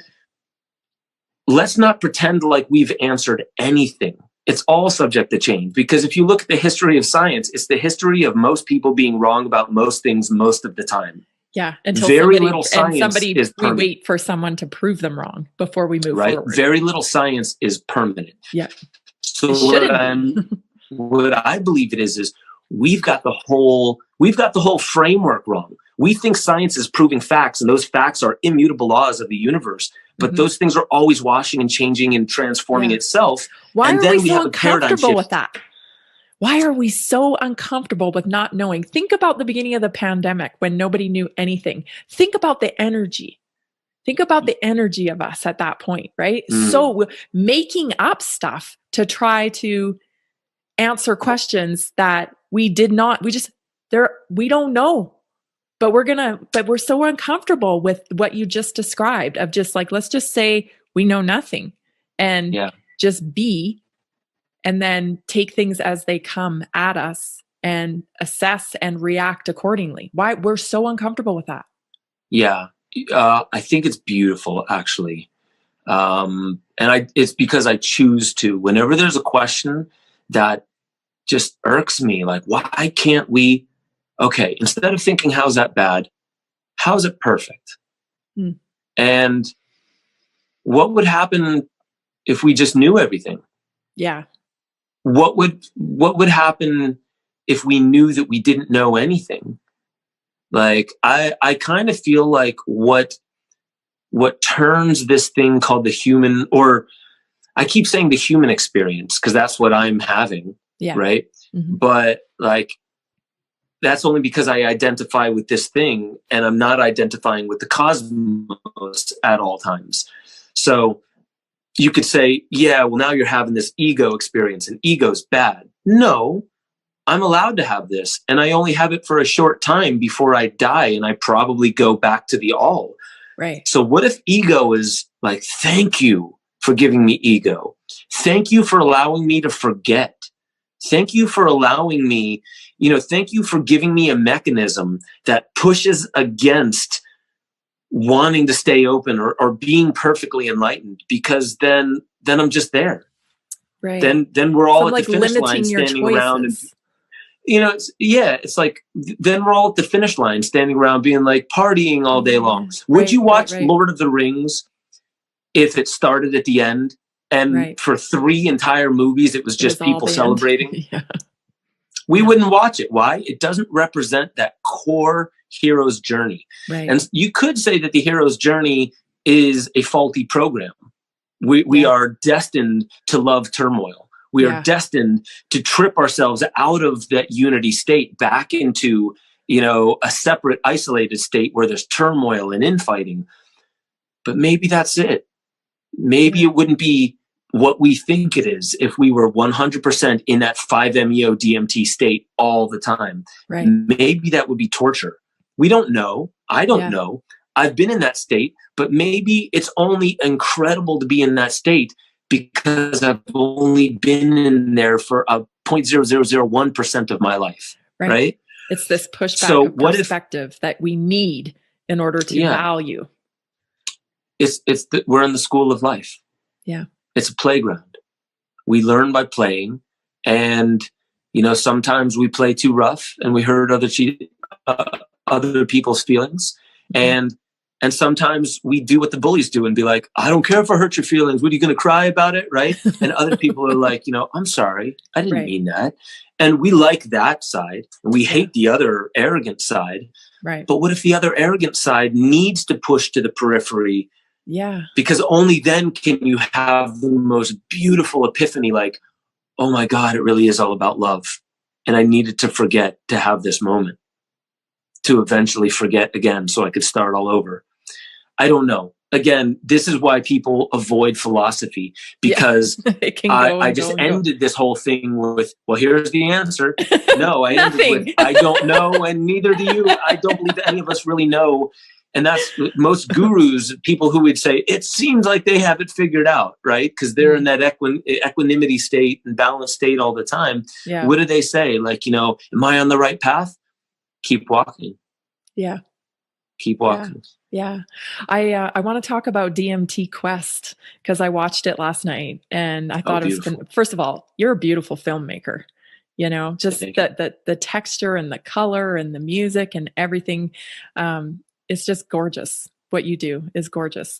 So I watched DMT Quest last night and, it's really exciting. I mean, I've actually had people on the podcast that are using ketamine, in treatment of depression, and I know the history behind pharmaceuticals and all of that. And I know that this plant medicine is been suppressed. And I'm not going to say it's the answer to everything because I don't know. But wow, I really am excited about where this could go. And, you know, just bringing more awareness around it because of just the suffering. Everyone knows someone personally or just even reads somebody's story about depression or addiction and just so much pain. And this is really exciting stuff with DMT. So how did, first of all, let's talk about when you kind of discovered this plant medicine and why did you endeavor into it? Yeah, I'll have the way I want to say how I discovered it, I'll save for later. Okay. That's a setup, and then I'll give the payoff in a little bit. So ayahuasca is the first time that I heard the word DMT. So that's how I discovered the concept of DMT, psychedelic. You take it. The ayahuasca vine has the MAOI. It allows the DMT to pass through the gut without being broken down and go into the brain. So you have the DMT experience. And that was how I first learned of it. I was around 24. I saw the word in a Daniel Pinchbeck book, and I looked it up online. And within 2 months, I was in the Amazon doing ayahuasca. Wow. And I just went for it. And yeah, it was with Don Howard, Howard Lawler, and Don Robert down there in Iquitos or outside of Iquitos. It was just humbling. Yeah. It was definitely very, very humbling. And it was such a beautiful experience. And then it just kept going. And then I think it was in Australia the first time that I tried DMT, just straight smoking changa. And that was wild. It was very, very wild, very rapid, very wild. And it was the first time that I actually had an entity, which was a plant, and it crept out behind another plant, and it like folded its, leaves and went like this with its leaves. And it was like, it was perfect. It wasn't like wacky. It was just like nothing else around it was weird. It's not like everything was melting and like, that's just like when you look at wallpaper and you see a face in there because of pattern recognition. This is the only thing that was weird. It just snuck out and it went like that. And I was just like, what? And then like, I was on the ground like this, and then I just shot up to it. And as I shot up to it, it just kind of looked at me. It just kind of tilted his head and looked at me. And then it looked up. I looked up. I saw the stars, and then bam, I was in the stars. And I won't go through my entire experience, but it was very, very peculiar. And so that was my introduction into DMT, and then pure DMT without the MAOI. But the payoff that I promised you guys was when I first learned about DMT, again, what is I? Where does the phenomena of Ben really start? But in this body, it was at birth, probably, or even pre-birth, because DMT is inside of all of us. It's inside. It's ubiquitous throughout the plant and animal kingdom. Yeah. And the interesting thing is this DMT Quest documentary, which Graham Hancock just reposted. I saw that. Super exciting. Which is awesome. Love Graham. Yeah. And so he reposted it, and he was like, this is such an important, brilliant documentary, because it, basically, I'm very paraphrasing what he said in the response email to say, I just reposted it, where he was saying, like, this is very important because it's really talking about the science, the leading science.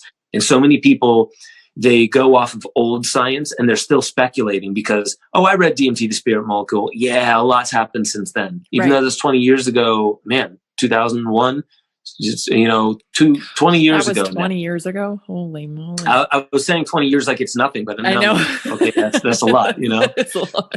So the interesting thing about that is the science shows that there are people like David Nichols who are saying, like, why are we talking about DMT? We make so little of it. It's made by this tiny little gland in our head, and it makes so little DMT. It's not even close to enough for it to even make a difference. I think we should stop looking. He didn't say I think we should stop looking at it. But then it came out right afterwards with John Dean at the University of Michigan. And this is the main guy in DMT Quest, the documentary. Mm-hmm. There's three main key take-homes. One is that we make DMT all the time. Yeah.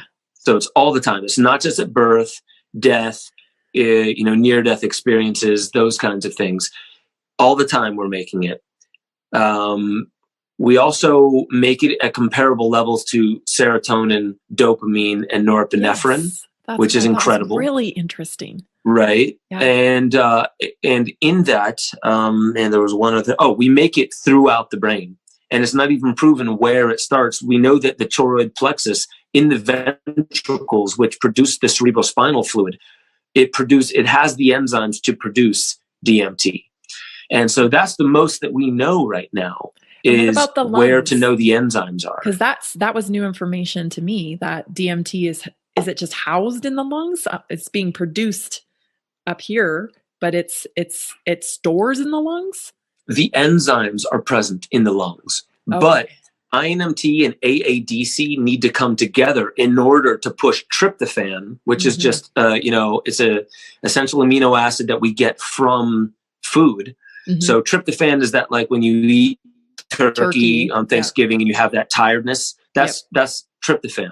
Mm-hmm. To take tryptophan from tryptophan all the way into DMT, because I believe it's either INMT or AADC, it turns it into maybe tryptamine, and then the other one takes it all the way to dimethyltryptamine. Okay. So you need both those enzymes, and they're found in the lungs, but they're found in different ratios in the lungs. They're found in more comparable ratios throughout the brain, the cerebral cortex, anterior cingulate cortex, all those fancy names, basically all throughout the brain it's made. And it goes throughout our cerebrospinal fluid. Right. And, somebody was just mentioning, like us passing this on to our children. Your cerebrospinal fluid makes up 20% of the sexual fluids. So if there's DMT in there, you're also passing on DMT in the sexual fluids, interestingly enough. Yeah, and to know that we make DMT in the brain at comparable levels to serotonin, dopamine, and norepinephrine means there may be, and this is Dr. Rick Strassman saying this points to the possibility that there's a DMT neurotransmitter system, just like we have the serotonin neurotransmitter system. Right. So all psychedelics work on the serotonergic system in the brain and in the gut of the 5-HT2A receptors specifically. What if there's a DMT neurotransmitter system? That means DMT is potentially fundamental to the way we perceive reality. Or it's not even perception. Maybe DMT is functional in ways that we wouldn't imagine. Like, really? We need it for liver? We need it for, kidney, or we need it for cell production? Or to keep depression at bay. or to keep anxiety at bay, right? Because these are kind of conditions that we don't really fully understand, right? They're kind of elusive. We don't know why they come on, and we don't know why they pass. You know, people go through anxiety for years and then it disappears, or we can handle technique to manage it. So what is it? That's interesting. That's really or interesting. why psychedelics seem to be better at treating intractable depression, anxiety, post-traumatic stress disorder, obsessive compulsive disorder, eating disorders than any other intervention we found. Yes. Oh, it's really, really interesting stuff. And I was just thinking, as you were talking about the cerebral fluid and whatnot, if you've ever practiced Kundalini, there's this really intense breathing, and you're, contracting muscles and stuff. And that's an interesting thing, because people have reported having, euphoric type experiences through that. Kundalini awakenings, they called it. Yeah. What if it's the same term for spontaneous DMT dump in the brain? That's Wim Hof practitioners. Yes. Wim Hof practitioners, like, this is when John Chavez, got to give props to John Chavez. He's the one who created DMT Quest. I think the website is dmtquest.org. I need actually, it's either .org or .com. Okay. He wrote an incredible book called Questions for the Lion Tamer. And I started talking about it in my show Limitless, and in Psychedelica, which is that poster right there. Yeah. And which is I got to come back to that. Sorry, we might have to put this into two parts, because I definitely want to talk about that as well. So don't let me forget that. I'm sorry to interrupt. Where was I going with that? I mentioned John as a side note. DMT Quest and DMT dump. Yeah, there was something about Wim Hof breathing. Yeah. Yes. So, like, on the Wim Hof method, for those who don't know Wim Hof, the Iceman, he's this Dutch guy who has a breathing technique that allows you to swim in ice water. Yeah. You still feel the cold, but you don't feel the pain. Right. Mind over matter, ultimate guy, very deep in the heart. He's in this film, but on his message board of hundreds of thousands of people who do what he calls the DMT Wim Hof method. So it's the DMT technique. Oh, I didn't know that. Yeah, he actually calls it that. And he has a way of explaining it that isn't proven, but I mean, he said things decades before science finally proved what he was talking about. And he said melatonin, which is always in your brain, it's just slight tweak, and then you have dimethyltryptamine from melatonin. Oh, interesting. Melatonin, carbon dioxide, is structurally identical to DMT. So you take melatonin and then you breathe heavily. What happens when you do a lot of Wim Hof breathing or deep breathing? You're lowering carbon dioxide in the body. Right. If that carbon dioxide is being leached off of melatonin and then it's structurally identical to DMT, chances are it might actually act like DMT.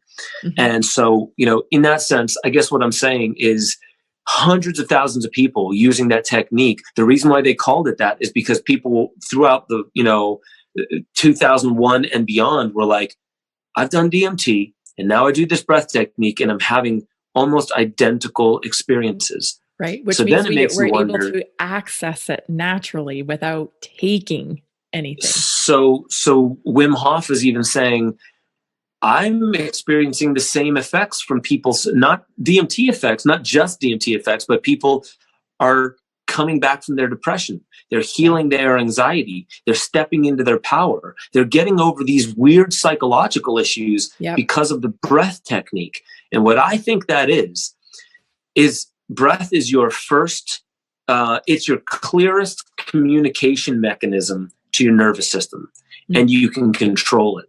It is autonomic, but it can be under your conscious control. Right. Everyone knows that. You can take conscious control of your breath, but if you don't, something else takes over. If you take conscious control over it, you're interfacing directly with your nervous system.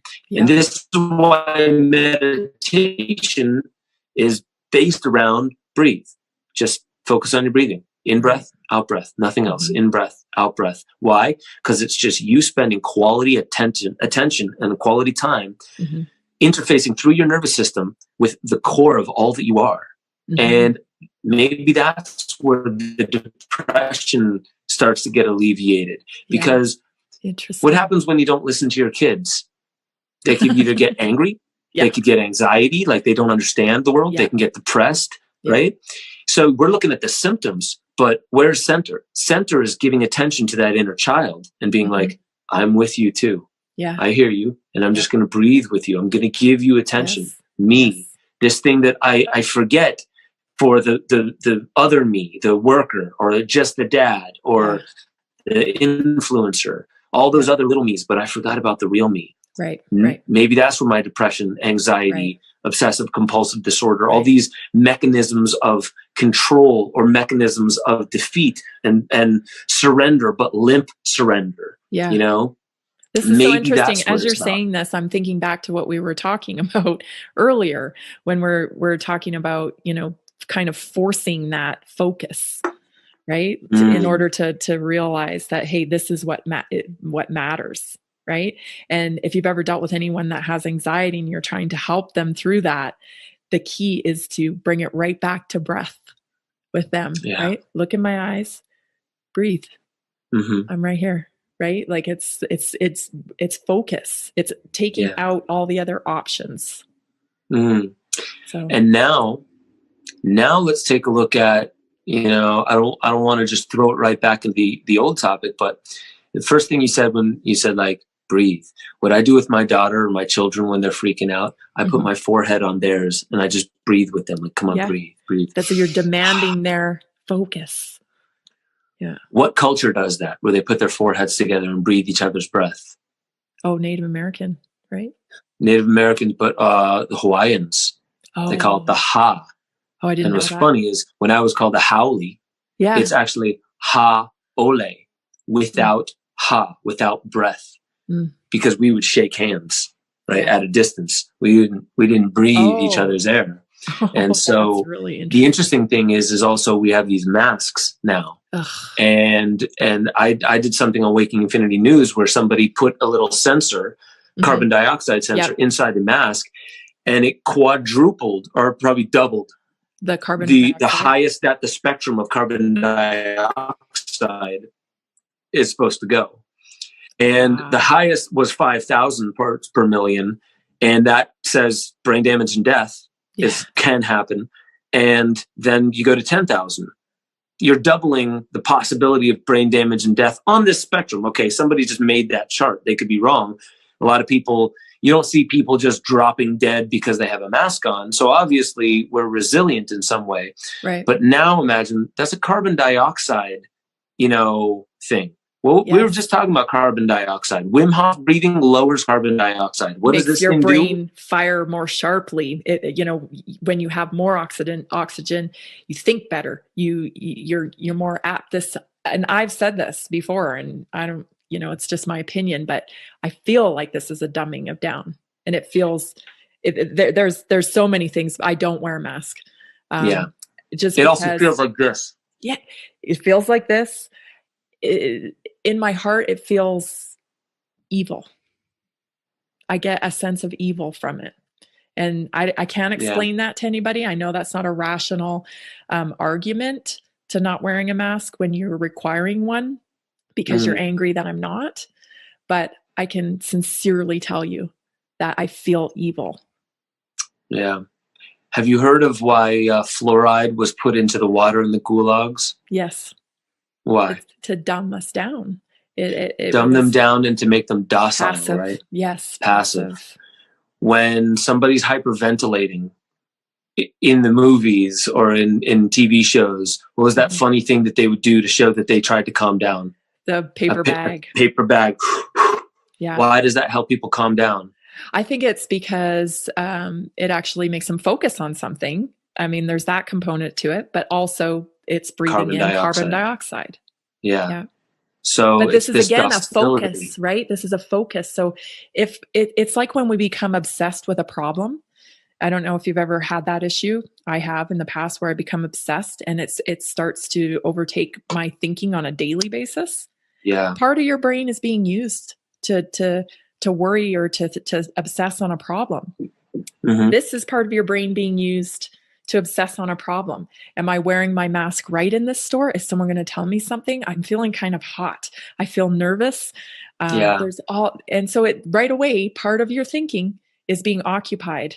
You're definitely right. It's like a pebble in your shoe. Yes. You're just not 100% the way you would be if you didn't have it on. Right. Yeah. Yeah. It's interesting. So like all of this, and getting back to the DMT thing, what's interesting about it is in the movie, Rick Strassman says like people routinely would come back from these high DMT dose administrations with this saying like that was more real than real. Yeah. Like this real is not as real as what that was. And he said, if you wanted to speculate wildly, maybe yes. what we call real. Because what is reality? Again, it's another category of thinking. This is real. Our dreams, less real. Why? Because this is more consistent. I remember this. In my dreams, I don't remember my last dream. It's not like I'm always continuing where my dreams left off. And then when I wake up, it's weird. It's a different world.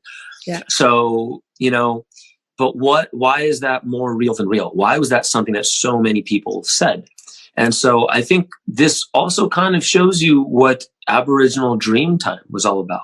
The Aborigines, which I like to call the originals, what they would say about dreaming, the dream space, the dream state, was where we all emerged from. And that space is primary too, and more real than this.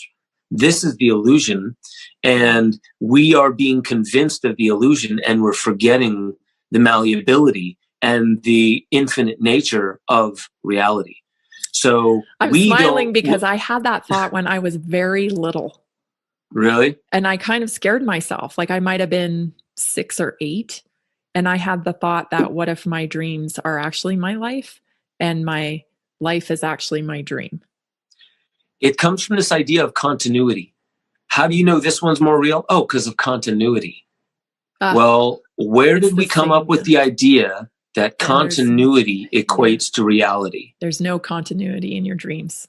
Most of the time. Far less. Yeah, I've had reoccurring dreams. Yeah. And we've all had those kind of themes, and they follow things that happen in the day. Yeah. And that doesn't mean that like, oh, this is actually a dream and that's real. Right. No, this is what it is. We're experiencing it. It is what it is. Call it what you want. And when you're dreaming, that is what it is. Call it what you want. Yeah. But if the Indigenous of Australia are correct, and there's many others who believe the same, and even if you look at Madame Helena Blavatsky's work, saying earlier rounds of humanity, they weren't physical like we were. They were more etheric. They weren't fully formed into this physical reality. Now, when you're more etheric, more things are possible. Mm-hmm. Right? Yep. Like if I get shot in my physical body, I die. If I'm in etheric form and I get shot, maybe I just wake up, or maybe it just goes straight through me. Mm-hmm. And the idea is that it's all about story. And this is why I'm really focusing on like narratives and false narratives. Yeah.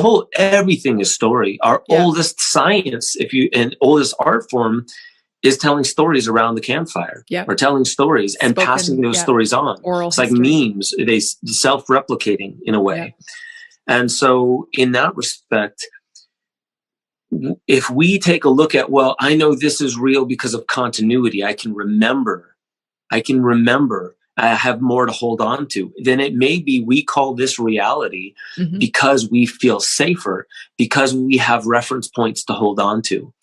And we don't know what it feels like when you let go.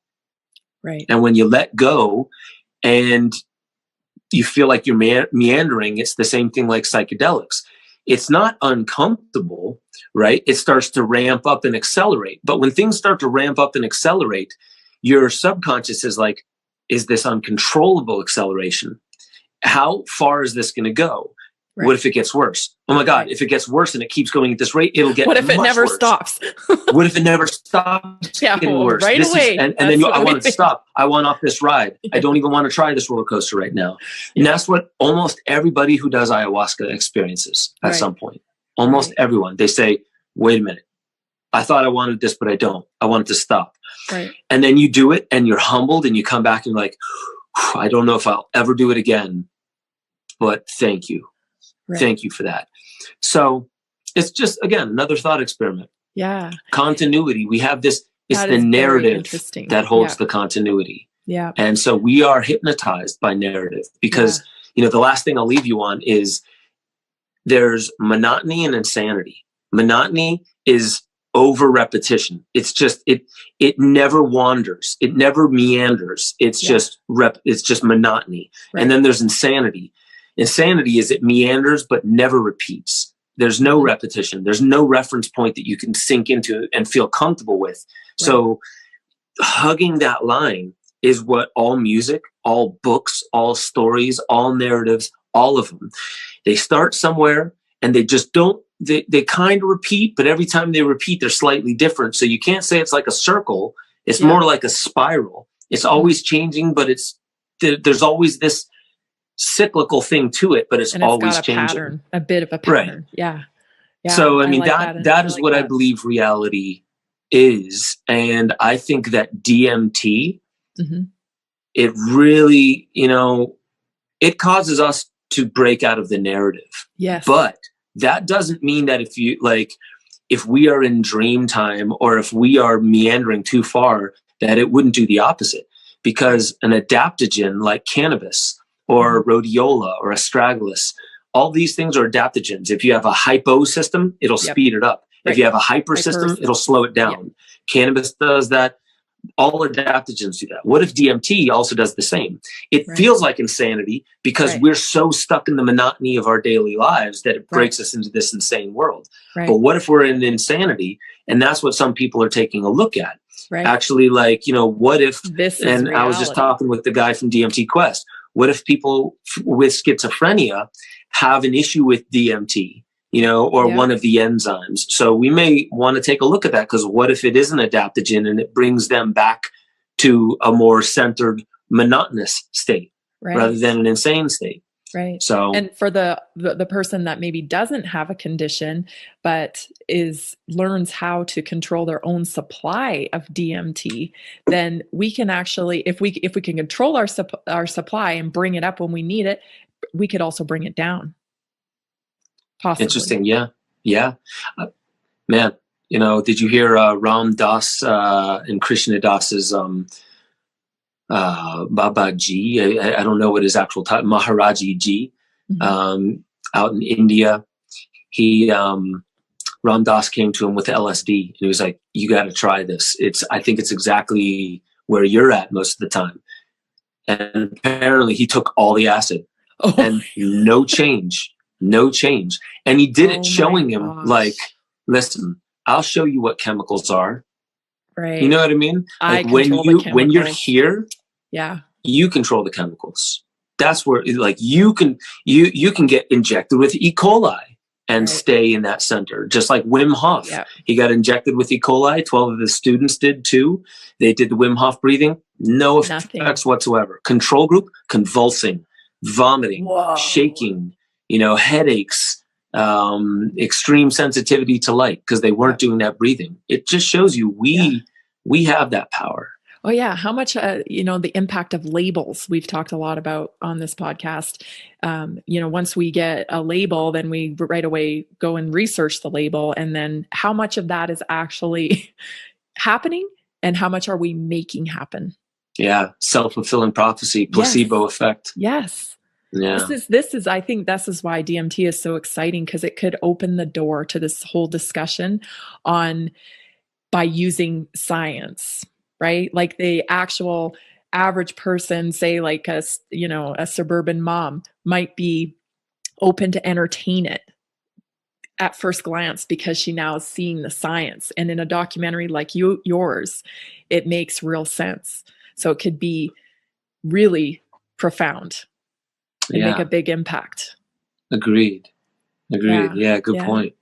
So with that, I just want to, and I've kept you way too long. I'm so sorry, but I just, I could probably talk to you forever. Really. And we'll do this again. Yeah, I would love that.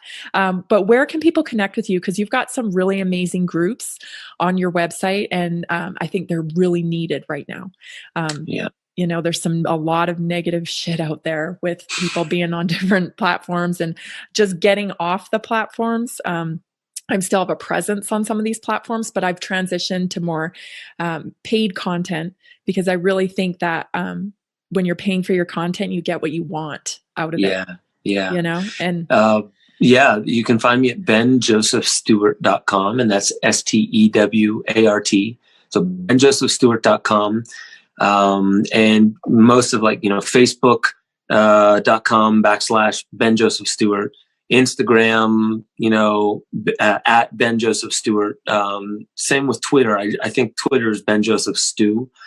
Okay. But find me there. And if you go to benjosephstewart.com, you'll find my YouTube, you'll find social media, all those links. Well, Waking Infinity News is really good too, because you take the time to break down a specific topic, and you're always encouraging critical thinking, which I love. You're always giving the other side, well, maybe it's not that, but maybe it is. And you don't hear that anymore anywhere. In fact, some of our major news sources are telling us there isn't two sides to a story anymore. Right. Yeah. So it's a great introduction for somebody that wants to still, because I don't think it's good to just completely unplug and stay with your biases. So I think Waking Infinity News is a perfect place to land right now, where you can take specific subjects, because I'm speaking from experience, because this is what I'm doing, and taking in that topic, and then really learning again that and checking yourself that you are critically thinking. Yeah. Thank you. Thank you. Yeah. Thank you for that. That's what I'm going for with that show. So everyone go watch some Waking Infinity News and hit me up. Let me know what you think about it. I also do deeper dives. Right now they're on Patreon, but eventually I just started up memberships on my website, and so that's where most people are heading, where they realize cancel culture is too hot and present. Yep. So keep yourselves there, so you can direct traffic to where the real content is. Yes. And so I have to say thank you to YouTube and Facebook and all them, because I'm still using their platforms to direct traffic to my website. But benjosephstewart.com, that's a great way to, connect with me, and you can see my whole body of work right there. And we didn't even get to talk about Esoteric Agenda 2 or some of these other things that you've done. Yeah, we'll do that next time. That'd be great. Yeah, because I wanted to talk about that and the timing of that, because it's really a positive film, and talk about art and what our antidote to some of this darkness is. So next time, let's talk. Yeah, we got to do that. Yeah. We got to do that. That sounds awesome. Well, I'll let you go for today, but thank you so much for being on the Naturally Inspired podcast. I can't wait to listen back to this, because I need to process some of these ideas you've let loose here. Yeah, thank you. And I appreciate it. It's my honor to be on. I can't wait to come back and do it. Cool. Thanks, Ben. You have a great day. If the Naturally Inspired movement makes sense to you, let's do this together and transform the medical model and help people take charge of their health. Learn more about how you can join the Naturally Inspired movement by going to naturallyinspiredadvocate.com or call me at 970-475-4862.